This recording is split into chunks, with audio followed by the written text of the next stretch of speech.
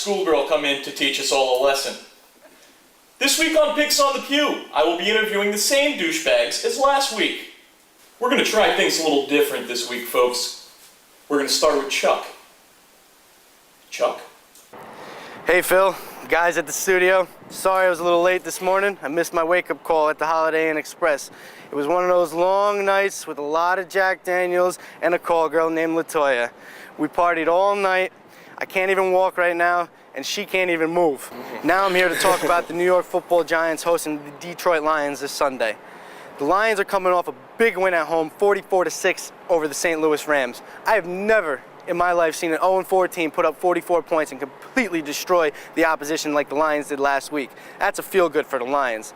And the Giants are coming off of two big wins versus the Titans and then the Texans. Both games which everybody thought they were going to lose. They're hot too. This is going to be a shootout, one for the ages. Sean Hill has 8 touchdown passes on the year.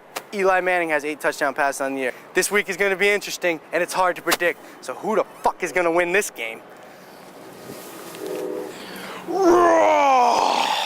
That's right, people. The Detroit Lions, led by Sean Hill and Javid Best. And don't forget, Calvin Johnson. I must be some sort of big asshole by picking the Vikings last week and the Lions this week. The NFC North is definitely not what it used to be. But I don't make these predictions alone. I consult with a good personal friend of mine, Mr. Jack Daniels. And me and him come up with a solution.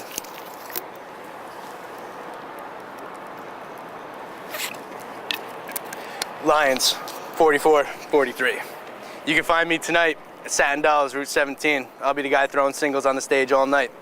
And Phil, why don't you tell that girl Laura that I still got a boner from last week and to give me a call. Thank you, Chuck. Any rebuttals from the panel on that one? Chuck, are you kidding me? 44-43? I'd be surprised if the Lions scored 10 points in this game, or even just 3 points in this game. The Lions offense is not going to stand a chance against the best defense in the league this week.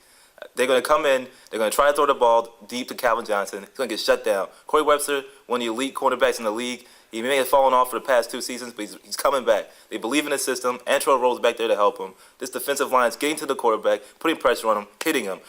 No team is going to be able to run against this team for the rest of the season. And I tell you this right now, the Giants are going to go to the Super Bowl.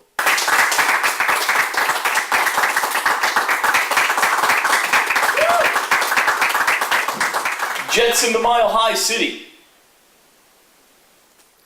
The Jets game this week, Phil, it's a joke. The Broncos have a terrible running game. They've been beat up, win or lose. They've been beat up the past 2 weeks by the Ravens and the Titans. They have no offense other than Kyle Orton throwing the ball 75 times a game. The Jets' D is going to shut them down. The offense, on the other hand, is going to pound the ball. You're going to see at least 200 yards on the ground split between LaDainian Tomlinson and Sean Green. Santonio Holmes and Mark Sanchez, they've had another week of practice together, another week to get down the timing. It's another wrinkle in an already great offense. That's it. The Jets are going to win. They're going to cover. They're getting 3 points. The Broncos are getting 3 points. The Jets are going to beat them by 14. There's no question. Any rebuttals? The Jets are definitely going to win this game. The Jets are number 1 in rushing. They're going to run all over the Broncos, and the Broncos are going to have to, do that thing where they throw 50 passes a game. I mean, come on, that's ridiculous. You got to run the ball. This is football. Thank you, sir. You got to start. Oh, beautiful. Drink break. Thank you. Well, I have to agree. Jets are going to win. I mean, LaDainian Tomlinson's been rejuvenated on the New York Jets. He's happy there. The fans are happy that he's there.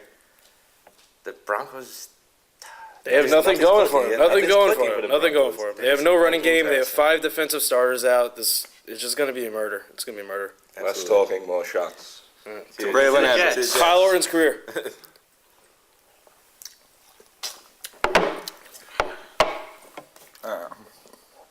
Sloppy. Yeah, someone's already a little. That's me.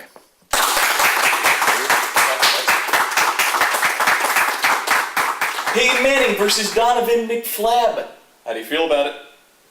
Well, Mr. Donovan, the way I see it is, I feel bad for Redskins this week. Not only do they have one of the worst defenses in the league, but they're also going against Peyton Manning.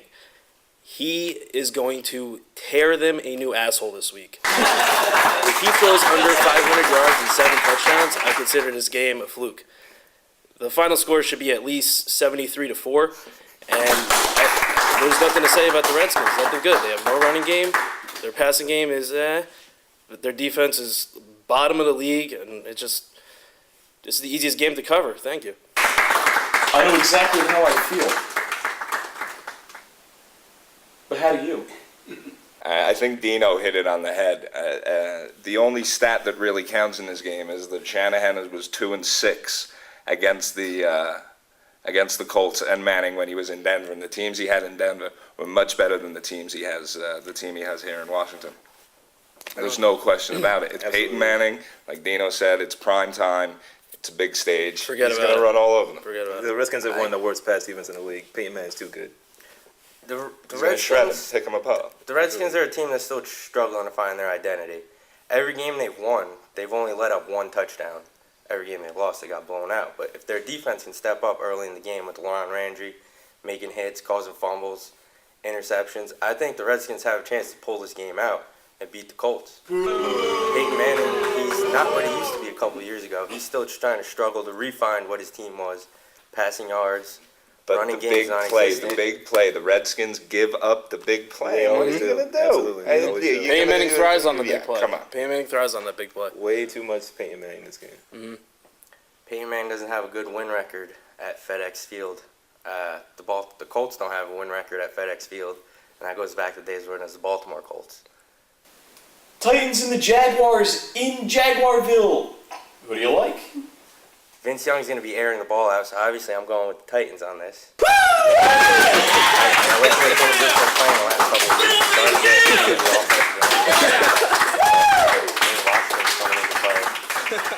We got rookies. Chris Johnson stepping up. Finally had over 100 yards. I like the Titans to cover the spread and beat the Jaguars at home. Would anyone like to care to join this conversation? Speak freely and speak now. I'll take Young to Britt over Garrard to who gives a fuck. There you go. There are no Titans receivers win. on the Jaguars. Titans win. Titans are definitely going Titans to win this win. game. Vince Young, he Titans knows how to win. win games. Titans are going to win. Vince Young knows how to win games. Either he'll throw it or he'll run it. Chris Johnson, one of the best running backs, if not the best running back in the league right now. He's still trying to get 2,000 yards, so look for him to have a big day. He's a little behind, so I'm thinking 200 yards on Sunday this week. I can't. It's got to be the Titans. It's got to be the Titans. I can't play devil's advocate. Chris Johnson's going to have a huge game. David Garrard is going to get benched eventually. And I don't know. It's pretty much all Vince Young and the Titans. Who are they going to put in? Trent Edwards? Okay. Thank Thank you. you, baby. You're welcome. Thank you.